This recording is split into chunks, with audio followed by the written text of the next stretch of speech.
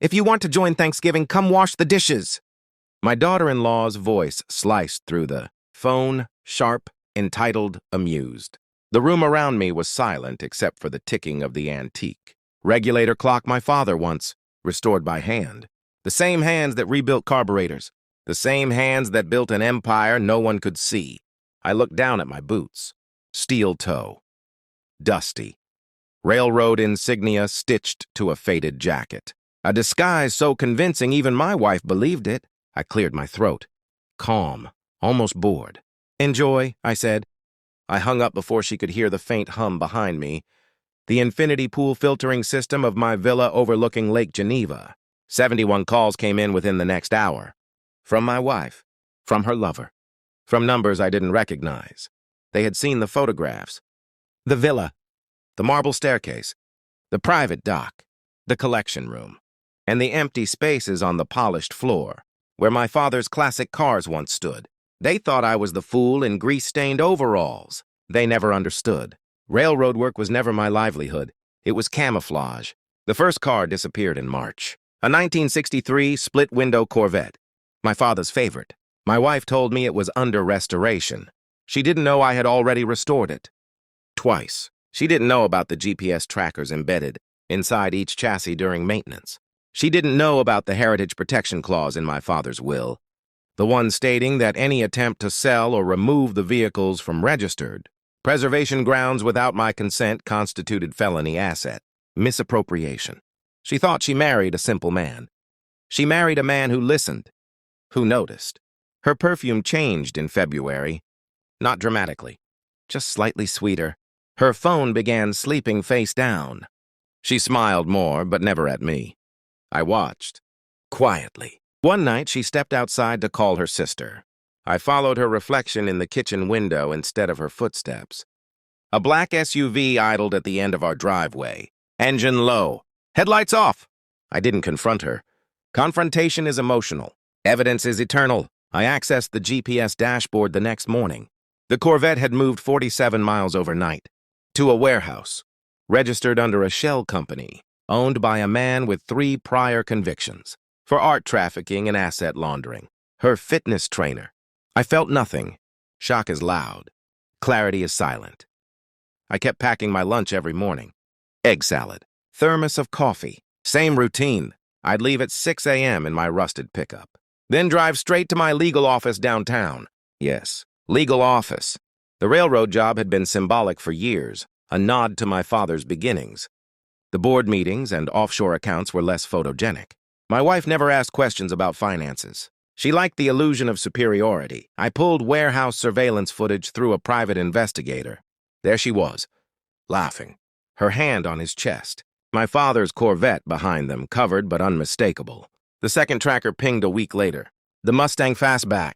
Then the 1957 Bel Air. 3 heritage vehicles relocated. 3 federal violations triggered automatically. I didn't stop them. I needed intent established. Documentation. Signatures. I let her think she was succeeding. I even complimented her cooking. Watched her eyes search my face for suspicion. Found none. The Thanksgiving. Call came days after she transferred temporary custody documents for the vehicles to her lover's shell corporation. She thought I was cornered. She thought humiliation would keep me quiet. Come wash the dishes. The irony tasted metallic. I authorized the legal trigger that same evening. Swiss account disclosures, asset freeze requests, heritage enforcement filing. By the time she saw the villa photographs, leaked strategically through a mutual acquaintance, it was too late. The railroad worker mask had slipped. The warrant arrived before she did. She stormed into the living room, phone shaking in her hand. "What is this?" she demanded. I handed her a folder. No speech. Inside, GPS logs, surveillance stills, bank transfers, the heritage clause highlighted in yellow. Her lips parted. "That's not, you can't." "I can," I said quietly. Her lover was arrested at the warehouse that morning. Federal asset trafficking. Conspiracy. Interstate transport of protected heritage property.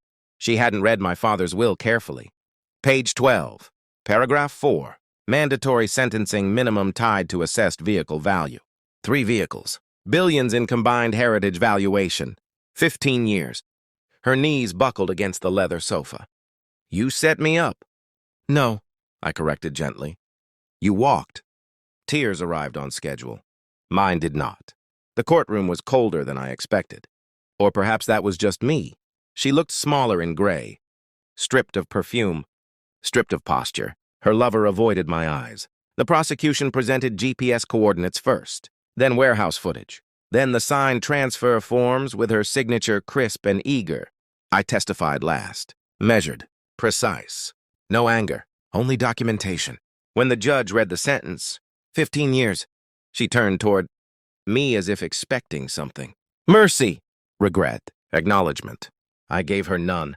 Afterward, as officers escorted her away, she whispered, "You're not the man I married." I considered that. "You're right," I said. "You married the disguise." The villa is quiet at night. Lake Geneva reflects nothing back. I walk through the restored garage where my father's cars now rest under museum-grade lighting. GPS trackers still embedded. Not because I expect theft, but because I respect preparation. 71 missed calls remain archived in my phone. I never returned them. Not my daughter-in-law's. Not anyone's. Thanksgiving came and went. No dishes needed washing here. Greed is predictable. Betrayal is mathematical. Love, I've learned, is often just proximity mixed with opportunity. I keep the railroad jacket in my closet. A reminder. Power concealed is power multiplied. She wanted to humiliate a worker. Instead, she exposed a strategist. And I didn't crush her with rage. I crushed her with patience. The tracks were always laid. She simply didn't hear the train coming.